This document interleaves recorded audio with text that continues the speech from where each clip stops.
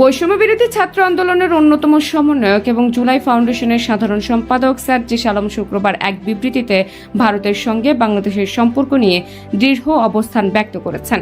তিনি বলেন, ভারতের সঙ্গে আমাদের সম্পর্ক হবে সুস্থ প্রতিবেশীর মতো, কিন্তু এই সম্পর্ক তিক্ততায় রূপ নেবে কিনা তা নির্ভর করবে ভারতের আচরণের উপর। সার্জিস আলম অভিযোগ করেন, গত 16 বছর ধরে ভারত আওয়ামী লীগের মাধ্যমে বাংলাদেশের জনগণের স্বার্থকে উপেক্ষা করে নিজেদের ফায়দা লুটেছে।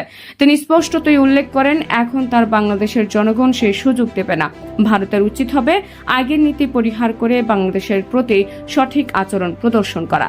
পারিবারিক সফরে বগুড়ায় এসে সার্জিস আলম জানান, গত 16 বছরে বগুড়া উন্নয়ন থেকে বঞ্চিত হয়েছে।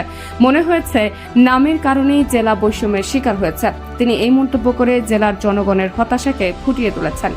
সার্জিস আলম ভারতের পশ্চিমবঙ্গের কিছু মিডিয়ার ভূমিকা নিয়েও আলোচনা করেন। তিনি অভিযোগ করেন, কিছু মেরুদণ্ডহীন মিডিয়া সাম্প্রদায়িক প্রোপাগান্ডা চালিয়ে উস্কানি দিচ্ছে, কিন্তু বাংলাদেশের মানুষ এখন সম্পূর্ণ ঐক্যবদ্ধ এবং এসব প্রোপাগান্ডায় বিভ্রান্ত হবে না। সার্জিস আলম তার বাবা মায়ের সঙ্গে বগুড়ার মালতীনগর স্টাফ কোয়ার্টারে প্রাক্তন কলেজ শিক্ষক মোহাম্মদ আলীর বাসায় পারিবারিক সফরে আসেন। তিনি সাংবাদিকদের ব্যক্তিগত বিষয়ে প্রশ্ন না করার অনুরোধ করেন। বাড়ির মালিক মোহাম্মদ আলীও এ বিষয়ে কোনো মন্তব্য করেননি। সার্জিস আলমের এই সফর এবং বক্তব্য জাতীয় রাজনীতিতে গুরুত্বপূর্ণ প্রভাব ফেলতে পারে বলে বিশ্লেষকরা মনে করছেন।